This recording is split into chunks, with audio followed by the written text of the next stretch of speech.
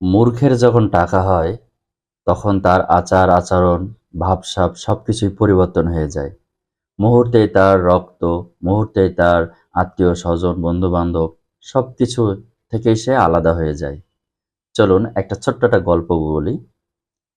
একটা রাজ্যে একটা ইঁদুর একটা ডায়মন্ড খেয়ে ফেলেছে। একটা ইঁদুর খেয়ে ফেলেছে। এখন এটা কোথাও আর পাওয়া যাচ্ছে না, কোথাও খোঁজাখুঁজি করে পাচ্ছে না। তো রাজামশাই তার সমস্ত রাজ্যে প্রচার করে দিল যে এই ডায়মন্ডটা যে ইঁদুর খেয়েছে সেই ইঁদুরকে যদি হত্যা করে এটা বের করে দিতে পারে কেউ, তাহলে তাকে একটা বড় পুরস্কার দেওয়া হবে। এখন এই জন্য রাজ্যের সবাইকে নির্দেশ দেওয়া হলো, কিন্তু আসলে কোন ইঁদুর খেয়েছে এটা কে নির্ণয় করবে?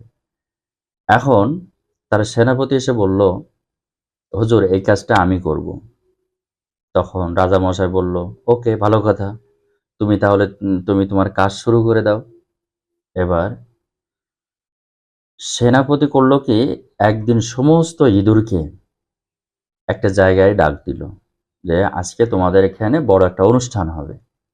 এখন অনুষ্ঠানে রাজার রাজদরবারে অনুষ্ঠান, এটা শুনে সমস্ত ইঁদুর একটা জায়গায় মিটিং করলো বা একটা জায়গায় আসলো, সমাবেশ করলো। এখন হাজার হাজার ইঁদুর আছে এখানে। কোন ইঁদুর যে ডায়মন্ডটা খেয়েছে সেটা আসলে বের করাটা অনেক মুশকিল, কিন্তু শিকারী যিনি বা সে সেনাপতি যিনি, উনি দেখলো একটা ইঁদুর সমস্ত ইঁদুরের থেকে একটু উপর উপর বা উঁচু স্থানে বসে আছে। মানে সমস্ত ইঁদুর যেখানে আছে উনি তার চেয়ে একটু উপরের স্থানে বা একটু উঁচু জায়গায় বসে আছে। উনি খুব সহজেই বুঝতে পারলো ডায়মন্ডটা এর পেটে আছে।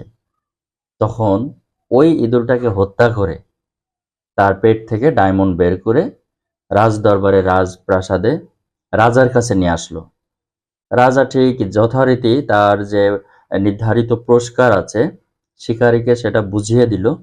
তবে উনি ওই শিকারীকে জিজ্ঞেস করলেন, আচ্ছা আমার একটা ছোট্ট প্রশ্ন আছে, ডায়মন্ডটা যে একটা ইঁদুর খেয়েছে এবং এই হাজার হাজার ইঁদুরের ভিতর থেকে তুমি কিভাবে এই ডায়মন্ডটাকে আইডেন্টিফাই করলে, বা ওই ইঁদুরটাই যে খেয়েছে এটা তুমি কি করে বুঝলে? তখন সেনাপতি রাজাকে বলল, হুজুর খুবই সহজ একটি কাজ। যখন দেখবেন কোনো মূর্খের কিছু টাকা হয় তখন তার ভাবসাব এমন হয়ে যায় যে নিজেকে বাদশা বাদশা মনে করে। তার সমস্ত আত্মীয় স্বজন বা তার স্বজাতি থেকে সে সম্পূর্ণ পৃথক এবং সে স্বজাতির সাথেও সে মিশতে চায় না। এই জন্য ওই ইঁদুরটাকে আমি লক্ষ্য করলাম, তার যত ইঁদুর স্বজাতি আছে সবাইকে বাদ দিয়ে সে ঠিক তার উপরের কোনো একটা প্লেসে বসে আছে। মানে তার ভিতরে ভাবখানা এমন যে সে নিজে রাজা রাজা ভাব। তো আমি তখন আমার আর অনুমান করতে আর অসুবিধা হলো না যে এই ইঁদুরটি এই ডায়মন্ডটি খেয়ে ফেলেছে। তখন আমি তাকে খুব সহজেই ধরলাম এবং তাকে হত্যা করে আপনার জিনিসটা আপনাকে বুঝিয়ে দিলাম। আসলে এটা একটা গল্প হইলেও এটাই বাস্তব জগতের নিয়ম। বাস্তব সমাজে এটাই হচ্ছে। আমাদের সমাজে ঠিক যারা অযোগ্য তারা যখন টাকার মালিক হয়ে যায়, ঠিক এইভাবে তার আত্মীয় স্বজন, নিজ রক্ত, পাড়া প্রতিবেশী, ইভেন তার যত কাছের মানুষ ছিল তাদেরকেও ত্যাগ করে ফেলে, নিজেকে বাদশা নিজেকে রাজা ভাবে। তো এই ধরনের মানুষগুলোর ধ্বংস অনিবার্য।